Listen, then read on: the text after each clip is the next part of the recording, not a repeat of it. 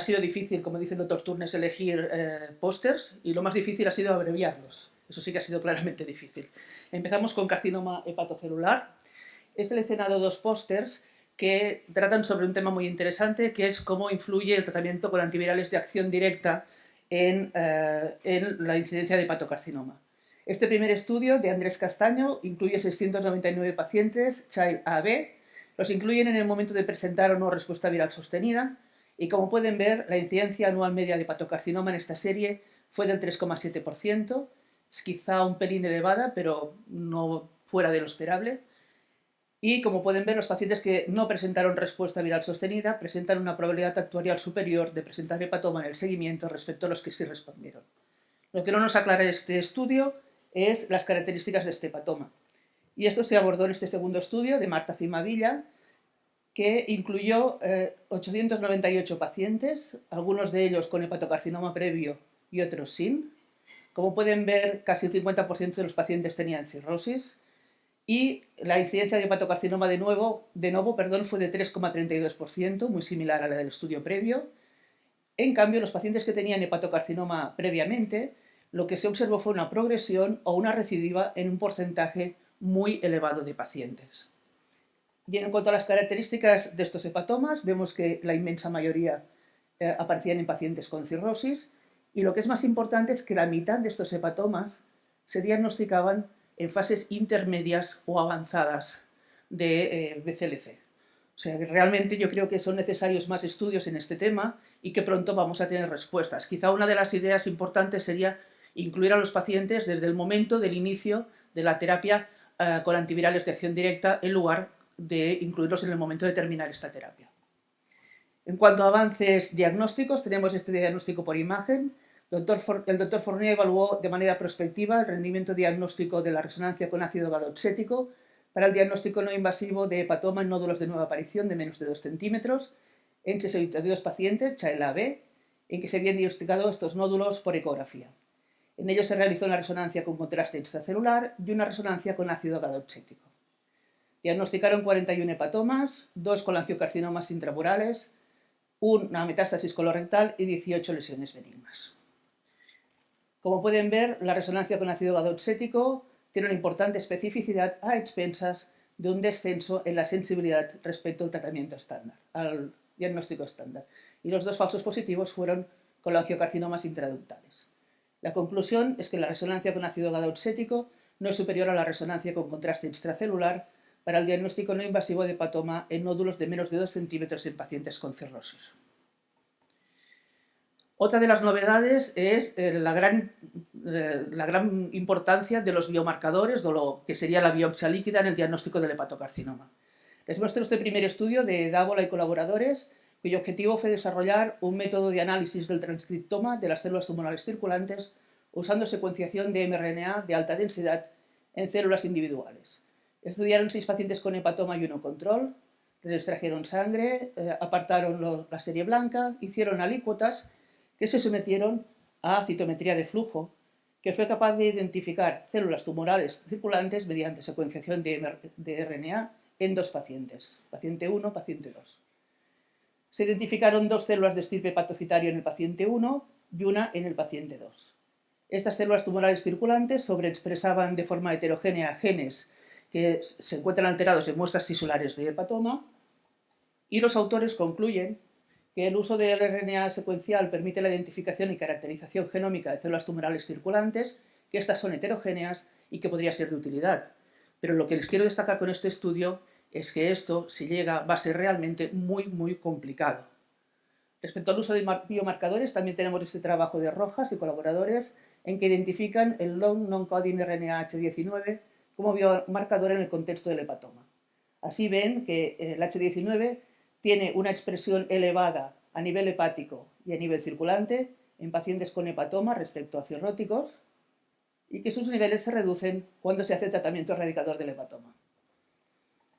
Otro estudio en este sentido, como muestra de que hay muchos estudios en este sentido en este congreso, es la identificación de nuevos marcadores séricos de carcinoma intraductal, hepatocarcinoma y colangitis esclerosante primaria mediante análisis metabolómico de Bañales y colaboradores. Incluyen 20 pacientes de cada grupo, detectan 438 metabolitos Y como pueden ver, algunos de estos metabolitos en el diagnóstico diferencial de carcinoma intraductal y hepatoma o carcinoma intraductal y colangitis esclerosante primaria tienen una sensibilidad y especificidad superior a lo que se considera hoy en día el marcador clásico, la alfa-fetoproteína y el CA19. O sea, este es un camino que vamos a ir recorriendo cada vez más y espero que con comunicaciones de tanta calidad como estas. Respecto a la terapéutica también hay novedades. El doctor Fernández Varo investigó la eficacia terapéutica de las nanopartículas de óxido de cerio en un modelo experimental de hepatoma y, como pueden ver, el tratamiento con nanopartículas de óxido de cerio indujo una reducción de citoquinas proinflamatorias, aquí les muestro unas cuantas, en el hígado de ratas tratadas cirróticas con hepatoma y óxido de cerio. El tratamiento con estas nanopartículas también condujo a un aumento de la apoptosis celular hepática y a cambios en las proteínas que condicionan la progresión tumoral, como sería la fosforilación de ERK1 y 2. Pero además mostraron que se observó un incremento similar en la supervivencia global de los animales tratados con nanopartículas de óxido de cerio, que es la línea verde, que los que recibieron sorafenib, línea roja, y que es superior a los que recibieron vehículo, que es la línea marrón. Pasamos a las complicaciones de la cirrosis. Este estudio de Pons y colaboradores va dirigido a responder a la pregunta de si nos podemos relajar después de tratar a un paciente con una hepatopatía crónica por virus C y que responde al tratamiento. El seguimiento tiene que ser todavía exhaustivo, podemos relajarnos.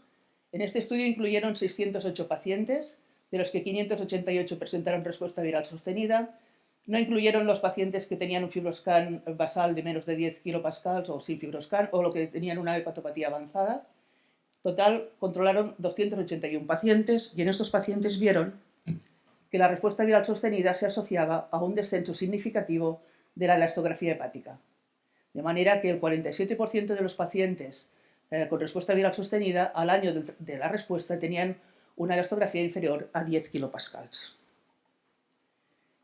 Se observaron 8 eventos en esta serie y el único predictor de eventos fue la falta de mejoría de la rigidez hepática al año de tratamiento en estos pacientes. De manera que ningún paciente con elasticidad inferior a 10 kilopascals al año presentó eventos.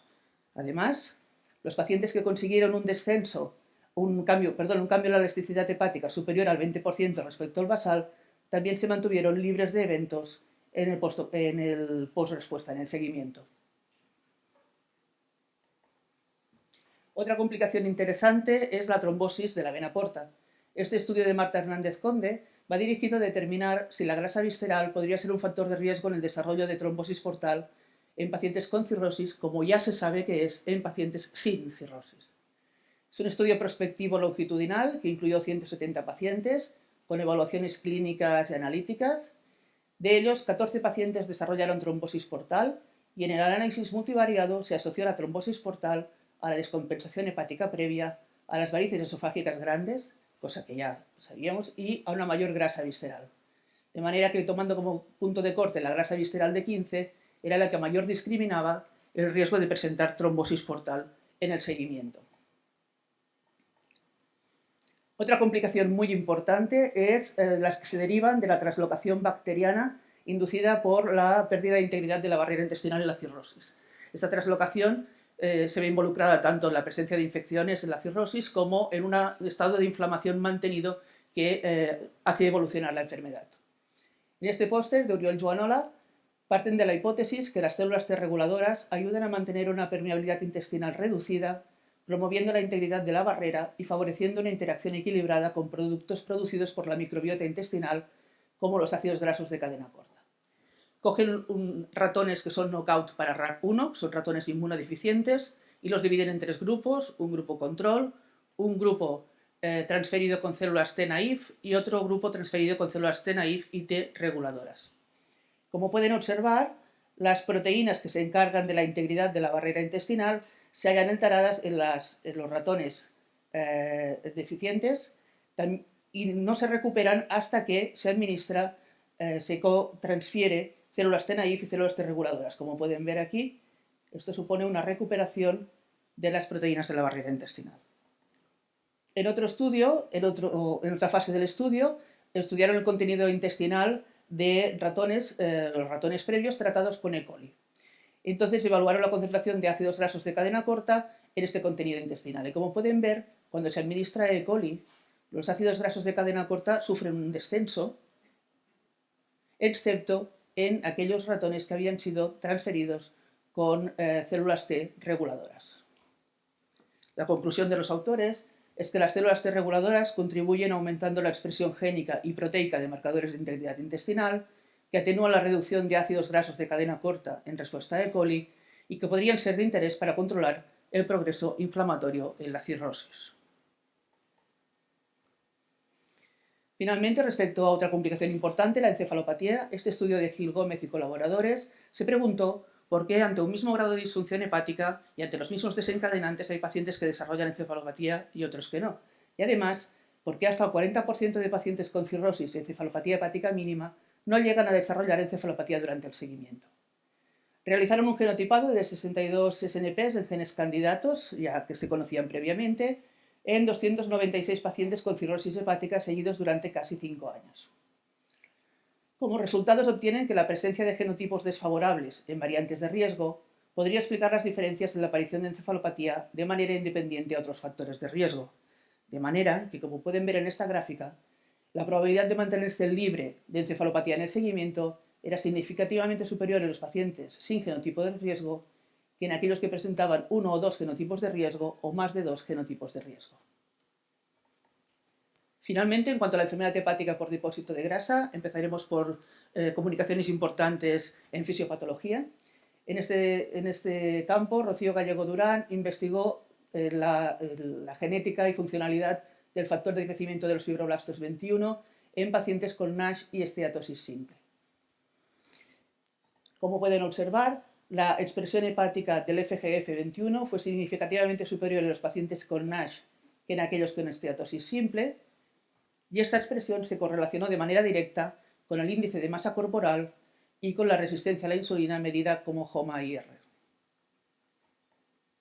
Además, la edad, la cifra de ALT y el genotipo A del FGF21 se relacionaban de manera independiente con la presencia de fibrosis severa, con un área bajo la curva para determinar fibrosis de 0,9. García Martínez y colaboradores, en cambio, se centraron en el efecto de las vesículas extracelulares hepáticas en la inflamación y resistencia a la insulina en la enfermedad por hígado graso no alcohólico, en la que se sabe que hay un aumento de las vesículas extracelulares. Su objetivo fue aislar y caracterizar las vesículas, estudiar su impacto en la inflamación y en la resistencia a la insulina. Para eso utilizaron hepatocitos estimulados por ácido palmítico o procedentes de ratones con dieta alta en grasa. Estos hepatocitos dieron lugar a vesículas extracelulares que se añadieron a macrófagos peritoneales para ver sus efectos sobre la inflamación, y el sobrenadante de estos macrófagos se añadió otra vez a hepatocitos sanos control para ver si inducían resistencia a la insulina. Como pueden ver, los hepatocitos estimulados con ácido palmítico con dieta alta en grasa expresaban o producían 3-4 veces más vesículas extracelulares que los ratones control. Además, cuando estas vesículas se añadían a los macrófagos peritoneales, se observaba un aumento en la expresión de inos en los macrófagos estimulados con ratones hepatocitos con ácido palmítico o de dieta alta en grasa. Y además, los que les quería mostrar también es cuando este sobrenadante de los macrófagos se añade a los hepatocitos sanos, induce un aumento de la resistencia a la insulina. De manera que los autores concluyen que el estudio de las vesículas extracelulares y su mecanismo de acción podría ser una diana terapéutica en la enfermedad por hígado graso no alcohólico. Este es un estudio muy interesante porque muchos nos preguntamos si ya ha llegado el momento de detectar fibrosis hepática de retención primaria y cómo podríamos hacer para que esto fuera coste efectivo. Fibrosis hepática que fundamentalmente se refiere a enfermedad por depósito de grasa no alcohólica. En este sentido, Llorens Caballería y colaboradores desarrollaron un estudio con el objetivo de determinar un algoritmo de detección precoz de fibrosis en atención primaria. Es un estudio poblacional sobre más de 3.000 sujetos identificados aleatoriamente, a los que se les realizaba una elastografía hepática y los que tenían valores patológicos se les realizaba una biopsia hepática. También se estudió la precisión diagnóstica de fibrosis mediante el NAFLD Fibrosis Score, el FIB4 y el Fatty Liver Index. Como resultados, los autores observaron que el mejor punto de corte de elastografía hepática para diagnosticar fibrosis severa o importante, fue de 9,2 kilopascals, que la prevalencia de fibrosis en pacientes con al menos un factor de riesgo era del 5%, en comparación con el 0,4% en pacientes sin factores de riesgo. También observaron que el Fatty Liver Index era el que mejor discriminaba en una curva ROC los pacientes que tenían una elastografía patológica.